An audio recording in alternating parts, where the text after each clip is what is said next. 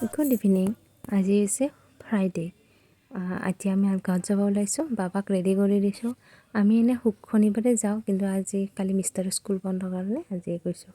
এইটো আইতাক আৰু এইটো সৰু সুৰাকৈ মূৰত তেনেকৈ মাৰে, তাকো লাগে, সেইকাৰণে সিও মাৰি দি আছে। আজি হৈছে নেক্সট ডে মৰ্ণিং। বাবা মানে কৃষ্ণ ভক্তি বহুত কৰে, মানে আমি সৰুৰ পৰাই তাক এটা অভ্যাস দিলোঁ যে কৃষ্ণ এনেকৈ হৰে কৃষ্ণ গোৱা, তো সিও তেনেকৈ কৰে। আৰু এতিয়া আমি মাছ মাৰিব গৈছোঁ।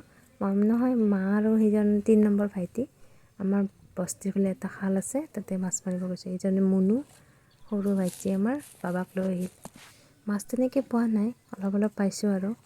তো তাকে আৰু এই মা আৰু মই এটা মানে প্লেনিং কৰিছোঁ, প্লেনিং এনেকুৱা আৰু বোলে মায়ে চব্জিখিনি কুটিছে, পানীলাও আৰু আলুৰ চব্জি কাটি কিনে এতিয়া আমি পথাৰত আহিছোঁ মাছ মাৰিব।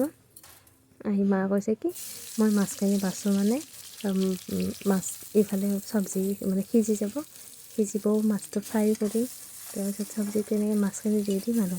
তো কথামতে কাম।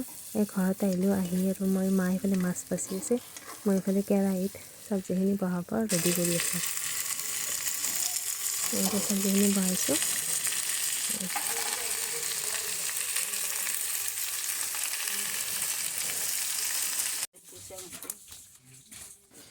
মাছখিনি 1 কেজি হোৱা নাই, অকণমান কম হৈছে। আৰু যিয়ে নহওক ঘৰৰ মাছ কথাই বেলেগ। সেয়াই আৰু গাঁৱৰ পৰিৱেশত সেইটোৱে ভাল। আৰু বাৰীত পাচলি, পুখুৰীত মাছ এনেকৈ আনি খাব পাৰি।